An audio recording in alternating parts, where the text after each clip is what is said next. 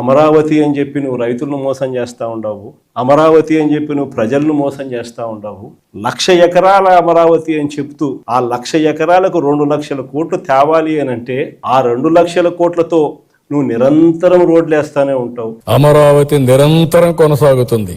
ఇంకా ఎన్ని దశాబ్దాలు పడుతుందో తెలియదు.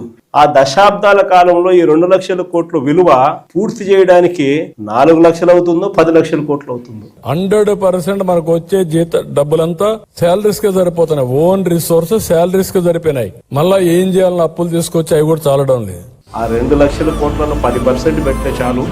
విజయవాడలో ఇంటర్నేషనల్ ఎయిర్పోర్ట్ ఉంది, మచిలీపట్నంలో పోర్ట్ వస్తూ ఉంది. ఈ హైవేకి అటు ఇటుగా ఎక్కడ నువ్వు ఆ కట్టే ఆ బిల్డింగులు ఇక్కడ కట్టే మచిలీపట్నంలో నుంచి విజయవాడలో నుంచి విఐ, గుంటూరులో నుంచి గన్ను, మావిగన్ అని చెప్పి ఈ 110 కిలోమీటర్లు ఈ ఎకనామిక్ కారిడార్ కింద, క్యాపిటల్ కారిడార్ కింద డిక్లేర్ చేసి ఆ కట్టే బిల్డింగ్ ఆడ కట్టుకోకుండా ఇక్కడ కట్టయ్యా 2 లక్షల కోట్లతో 10% ఇక్కడ పెడితే చాలయ్యా, బ్రహ్మాండమైన రాజధాని ఇక్కడే తయారవుతుంది. డే 1 నుంచే రాజధాని వస్తుంది. కనీసం 20 ఏళ్ళ తర్వాత అయినా మన పిల్లలు ఉద్యోగాల కోసం ఎక్కడికెక్కడికో పోవాల్సిన అవసరం లేకుండా మా మాదిగల్లోనే ఉద్యోగాలు దొరుకుతాయ్యా అని చిలకకి చెప్పినట్టు చెప్పినా, మనం ఎంత బాగా చెప్పినా గానీ, ఎంత లౌక్యంగా చెప్పినా గానీ ఎందుకు వద్దు కారణం ఆడ 2 లక్షల కోట్ల వర్కులు, మొబిలైజేషన్ అడ్వాన్స్ 10%, అందులో 8% తీసుకోవడం.